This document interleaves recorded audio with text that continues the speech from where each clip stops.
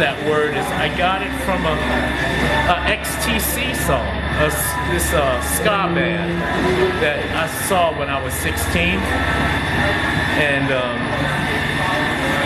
after they did that song, it just stuck in my mind, and I've been writing it ever since 1980, May of 80 to be exact. That's when I got the name. It's true, in my opinion. Just like it helps you cope, with society. There's so many contradictions in society, that you see every day. Really, just how it always was since I first started. You lead through example, and you influence people. And I know I've been like an incalculable influence, and the niggas admit it or not. Pardon my French. I wasn't into art. The only thing that got me into art is the alphabet. I kind of limited to just that because it was so unique. Anybody can go to art school and do what he does, with the imagery and all that. But that's not what we're trying to do here, So I just stuck to that. But as the years went on, I realized if you diversify yourself, it would only make those words more appealable if there's imagery alongside it. And I learned that from the elders, from the old writers.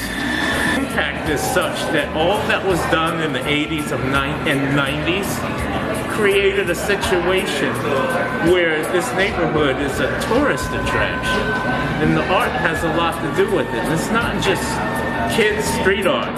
The Latin murals that preceded that set the foundation for us. I'm well aware of that. There's nowhere in America that would tolerate me having a painting on every street from 13th to 26th. Nowhere. And it's due to the Latin community that was here that respected public art, that, set the bedrock for a knucklehead like me to just go amok.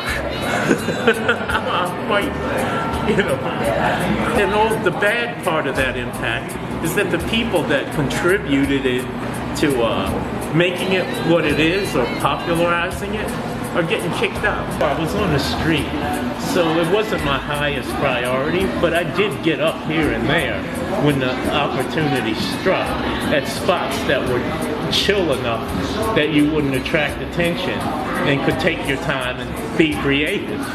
And one of the main places that when I was still on the street is the first place I ever did a piece was Broadway, in that alley next to Mabuhay Gardens, which was the premier punk club. There's this alley, and there was a Chinese arcade that was already, the alley was totally scribbled up anyway. So that was really 84. In fact, you can see a picture of that piece in Piece by Piece. I didn't know what I was doing back then, so I tried to naturally go too big, and I ran out of paint. That's why it looked so busted. But yeah, it was the first piece on that wall, what called Psycho City, though. You can see the Free South Africa piece in spray tan art. But I painted that for a year before those guys, did that production. I mean, I would paint there in broad daylight. People lived under the street. I even got one piece when I used to write Too Easy, where this play group used to use those pits around town for guerrilla performances. And they cleaned up the pit. They cleaned up all the garbage. The people that were living there, they made them a living room. And I have a photograph of two people sleeping on a mattress with my piece as the backdrop. Form of urban renewal, but freelance grassroots. Home turf is how the four elements got, introduced to the Bay. And that happened right when I got to town, 84, 85, 86. I think up to like 89, maybe, before it stopped airing. But that's totally how hip-hop got introduced. I mean, I started this when only New Yorkers did it. I mean, it didn't go anywhere. And by the time I moved here, then it was becoming like a national trend.